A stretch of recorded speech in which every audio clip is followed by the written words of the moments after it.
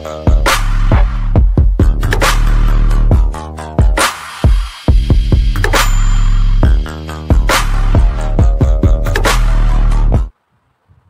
semuanya, perkenalkan nama saya Zafira Siparna dari Universitas Mula Warman, Fakultas Ilmu Sosial dan Ilmu Politik, Prodi Ilmu Hubungan Internasional A Angkatan 2021. Video ini saya buat guna memenuhi tugas dari mata kuliah Filsafat Ilmu Pengetahuan yang diampu oleh Ibu Uni Sagena. Sebelumnya saya sudah membuat video part 1 yang judulnya Apa itu Sukses, dan saya bilang di video part 1 itu saya akan menjawab pertanyaan saya di part 1 itu di video ini yang di part 2. Tapi sejujurnya jawabannya masih sama-samar, masih saya pikirkan, belum saya temukan. Jadi di part 2 ini saya hanya akan melakukan evaluasi dari video sebelumnya dan update wawasan yang sudah saya dapat dari mata kuliah yang diampu oleh Bu Gumis tadi, Filsafat Ilmu Pengetahuan, dan saya akan menjabarkannya di sini. Yang pertama akan melakukan evaluasi diri dari video sebelumnya. Di video sebelumnya saya masih belum menjabarkan termasuk di tingkat pemikiran apa pertanyaan saya yang di part 1 itu. Pertama saya akan menjelaskan, ini berupa update wawasannya. Jadi saya akan menjelaskan tentang strata pemikiran. Jadi tingkat pemikiran itu yang saya dapatkan itu ada 6.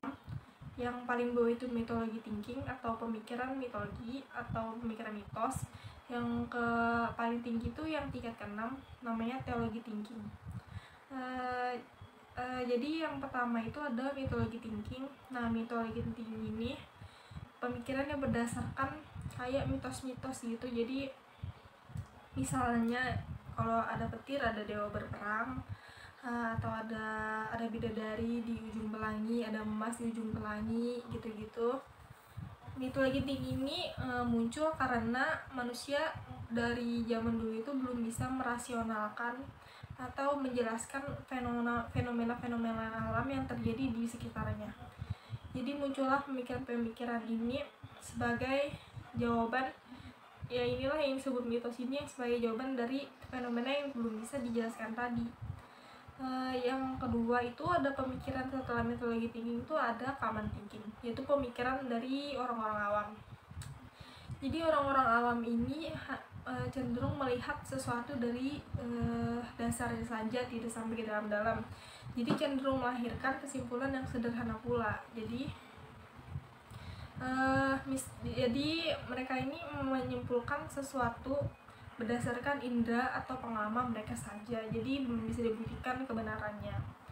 Terus lanjut, yang ketiga itu ada logic thinking. Nah, di pemikiran logik ini manusia sudah bisa menganalisis suatu permasalahan dan kayak menjabarkan permasalahan itu dan apa gitu masalahnya, mereka sudah bisa melogiskannya di pikiran mereka.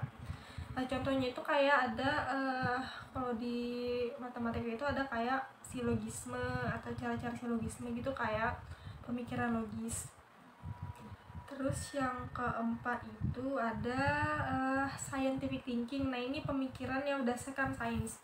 Nah, teori-teori tadi yang belum bisa dibuktikan itu dibuktikan di dalam sains ini melalui percobaan atau kayak pembuktian gitu. Jadi bisa dibuktikan kebenarannya.